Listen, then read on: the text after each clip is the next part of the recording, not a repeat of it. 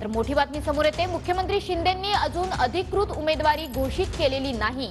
कल्याणच्या उमेदवारीवर श्रीकांत शिंदेंची ही प्रतिक्रिया येते। फडणवीसांनी सांगितलं त्याचं मी स्वागत करतो असं देखील श्रीकांत शिंदेंनी म्हटलेलं आहे। भारतीय जनता पक्षाकडनं विरोध नाही। श्रीकांत शिंदे हे कल्याणमधले शिवसेनेचे उमेदवार असणार आहेत, ते महायुतीचे उमेदवार असणार आहेत।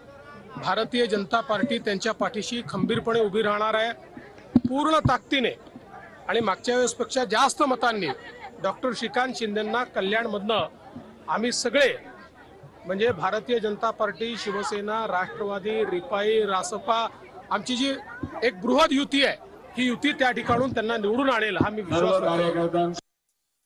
अजून ऑफिशियली जे आहे हे माननीय मुख्यमंत्री एकनाथजी शिंदे साहेबांनी अजूनपर्यंत जे आहे हे त्या ठिकाणी उमेदवारी जी आहे ती घोषित केलेली नाहीये।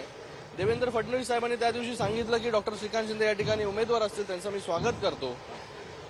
आमचा जो पक्ष आहे हा कार्यकर्त्यांचा पक्ष आहे। या ठिकाणी जे आहे हे कुठल्या एका व्यक्तीपुरतं किंवा एका परिवारापुरतं मर्यादित जो आहे हा पक्ष नाही।